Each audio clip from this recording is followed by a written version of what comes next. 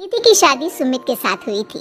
सुमित का एक छोटा भाई भी था और उसका नाम था अमित। और दूसरी तरफ निधि की एक छोटी बहन थी, उसका नाम था अंजलि। निधि के देवर अमित की अच्छी खासी नौकरी थी और निधि का ससुराल भी काफी पैसे वाला था। इसलिए निधि चाहती थी कि उसकी छोटी बहन अंजलि की शादी उसके देवर अमित के साथ हो जाए। लेकिन निधि के सास ससुर और उसका परिवार दोनों भाई बहनों के साथ अपने दोनों बेटों की शादी करने में बिल्कुल विश्वास नहीं रखते थे। अब तो अमित के लिए भी लड़की देखना शुरू करना ही पड़ेगा। उसकी उम्र भी हो गई है और नौकरी भी अच्छी खासी लग गई है। अरे मम्मी जी, लड़की देखने की क्या जरूरत है? मेरी छोटी बहन अंजलि है ना, अमित के लिए एकदम परफेक्ट मैच है वो। निधि, तुमसे कितनी बार कहा है, मम्मी तुम्हारी छोटी बहन अंजलि को इस घर की बहू नहीं बनाना चाहती। अरे पर आखिर क्यों? मेरी बहन में ऐसी भी क्या कमी है?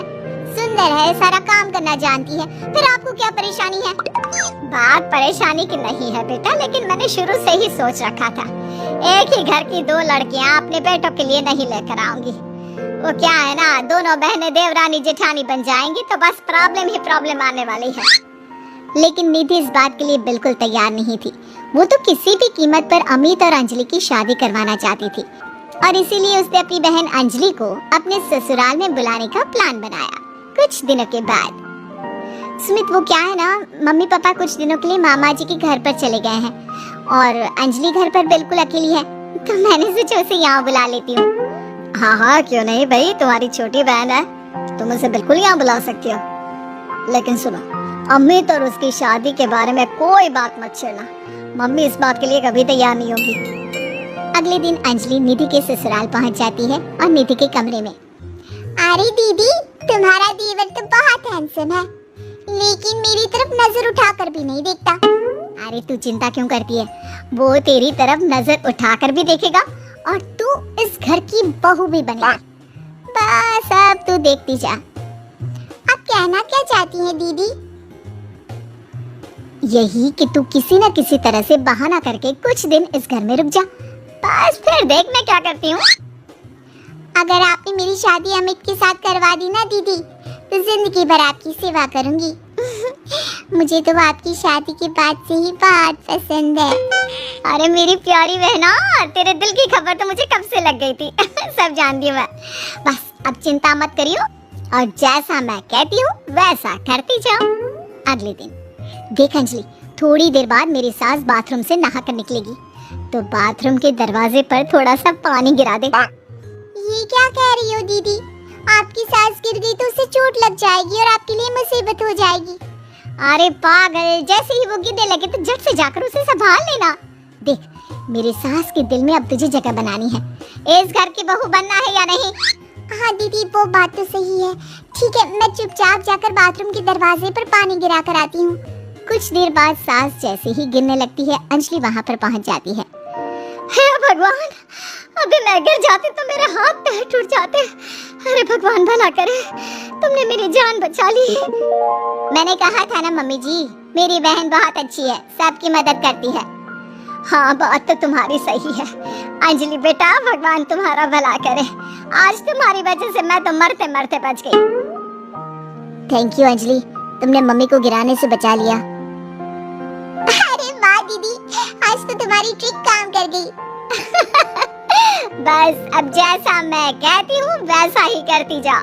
देखना कुछ ही दिनों में मम्मी जी खुद आगे चलकर अपने बेटे के लिए तुम्हारा रिश्ता मुझसे मांगेंगी। कुछ दिनों के बाद देख अंजलि, अब हमें अपना अगला प्लान कामयाब करना है। क्या प्लान है दीदी? आप तो बस बता दो, जैसा आप कहेंगी मैं वैसा ही करूँगी। देख, मेरी सास को ना अजवाइन से एलर्जी है। मैं आज सब्जी में जानबूझकर अजवाइन डाल दूंगी। लेकिन दीदी, उससे तो आपकी सास की तबीयत खराब हो जाएगी। अरे मेरी बात तो सुन, अजवाइन खाने के बाद अगर मेरी सास को थोड़ा सा 1 चम्मच शहद दे दिया जाए तो उनकी तबीयत ठीक हो जाती है। और ये नुस्खा मुझे पता है, ये बात मेरी सास को भी नहीं पता। जैसे ही वो अजवाइन वाली सब्जी खाएं, जल्दी से जाकर शहद ले आना। ये क्या बहू, तुमने सब्जी में अजवाइन क्यों डाल दिया? तुम जानती हो ना, मुझे इससे एलर्जी होती है। माफ कर दीजिए मम्मी जी, मुझे तो पता ही नहीं था। निधि जल्दी से जाकर मम्मी के लिए पानी लेकर आओ। अरे नहीं नहीं जीजू, आंटी जी की एलर्जी पानी से नहीं बल्कि शहद से दूर हो जाएगी। 1 मिनट रुकिए। अंजलि दौड़ कर जाती है और शहद लेकर आती है। लेकिन तुम्हें इसके बारे में कैसे पता? बस ऐसे ही।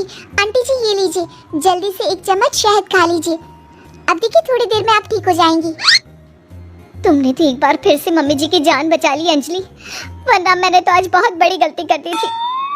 थैंक यू अंजलि बेटा, तुम तो वाकई में बहुत अच्छी लड़की हो, सबकी मदद भी करती हो और तुम्हें तो कितनी अच्छी नॉलेज है कि एलर्जी होने पर क्या खाना चाहिए। वाकई में तुम बहुत इंटेलिजेंट लड़की हो Anjali, thank you so much. कुछ दिनों के बाद, भाभी मुझे ऑफिस के लिए देर हो रही है, मेरी एक फाइल है, जरा आप उठाकर रख देना, मैं शाम को आकर आपसे वापस मांग लूंगा। और जरा ध्यान से रखना, बहुत इंपॉर्टेंट फाइल है। ठीक है अमित, मैं आपकी फाइल अच्छे से संभाल कर रखूंगी। अमित के जाने के बाद, देखो अंजलि, ये अमित के ऑफिस की एक बहुत इंपॉर्टेंट फाइल है। मैं जानबूझकर इसे कहीं पर छिपा दूंगी और तुम्हें बता दूंगी कि ये फाइल कहाँ रखी है। बस जैसे ही वो मुझसे फाइल ढूंढने के लिए कहेगा, तुम फाइल झटपट ढूंढ कर ले आना और उसे दे देना।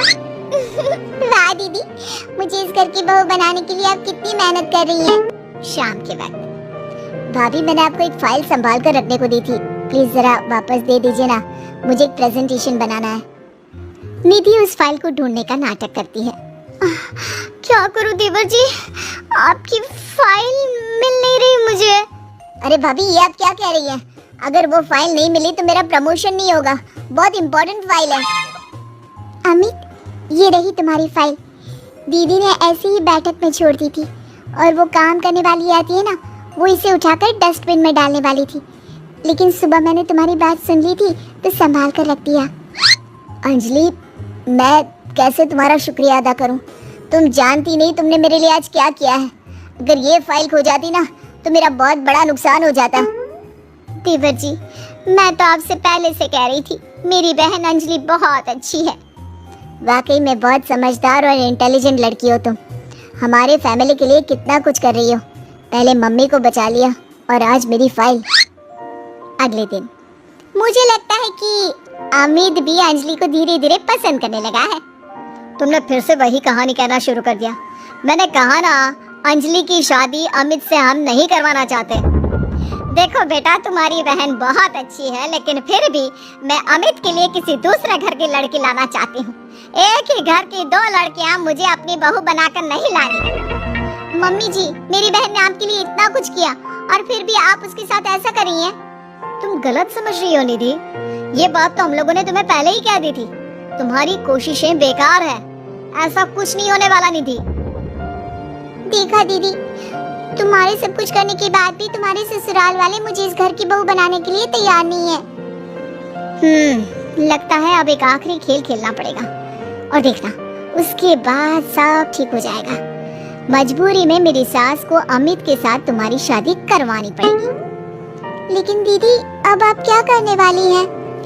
कल रात को जब अमित ऑफिस से देर से लौटेगा तो उसके खाने में बेहोशी की दवा डाल दूंगी। तुम चुपचाप उसके कमरे में उसके बेड पर जाकर लेट जाना, कुछ करने की जरूरत नहीं है, बाकी का सारा काम मैं संभालूंगी। निधि और अंजलि मिलकर अमित को फंसाने का प्लान बनाते हैं। दोनों अमित के खाने में बेहोशी की दवाई डाल देते हैं। भाभी बड़े जोरों की भूख लगी है। दीदी तो सो गई है, आपके लिए खाना मैं लगा देती हूँ। हाँ हाँ बिल्कुल। वैसे रात काफी हो गई है, तुम सोई क्यों नहीं? मैं तुम्हारा इंतजार कर रही थी, सोचा तुम ऑफिस से लौट कर आओगी, खाना कौन देगा, बस इसीलिए। तुम कितनी अच्छी हो अंजलि, सबका कितना ख्याल रखती हो। थोड़ी देर के बाद खाना खाकर अमित गहरी नींद में सो जाता है और अपने प्लान के हिसाब से अंजलि उसके पास जाकर लेट जाती है। अगली सुबह, मम्मी जी ये देखिए, अमित मेरी बहन अंजलि से कितना प्यार करता है और कल रात को तो उन दोनों के बीच क्या बताऊं, वो सब हो गया जो नहीं होना चाहिए था। मुझे लगता है अब हमें उन दोनों की शादी करवा देनी चाहिए। नहीं नहीं भाभी, आप ये क्या कह रही हैं? मैंने अंजलि के साथ कुछ नहीं किया, मुझे बस गहरी नींद आ गई थी। अमित झूठ मत बोलो, कल रात को तुमने मुझसे कहा था कि तुम मुझसे प्यार करती हो और हमारे बीच जो कुछ भी हो रहा है वो सब नॉर्मल है। बस करो भाभी और अंजलि, आप दोनों को ज्यादा झूठ बोलने की जरूरत नहीं है। अब जानती भी है क्या हुआ है। क्या हुआ है? जो कुछ भी हुआ है वो सामने दिख तो रहा है। आप पूरी रात मेरी बहन के साथ थे।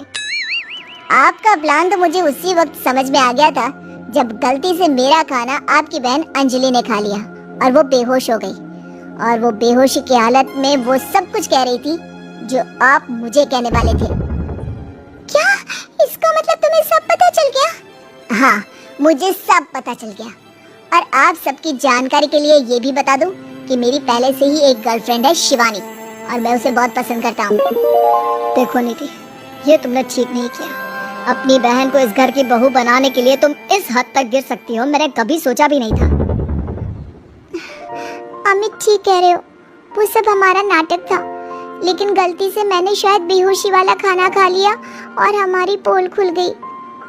बहू तुम्हारी बहन वाकई में बहुत अच्छी है और इसे कोई भी अच्छा लड़का मिल जाएगा, लेकिन मेरा अमित किसी और को पसंद करता है और इसीलिए मैं तुम्हें बार बार समझाने की कोशिश करती थी।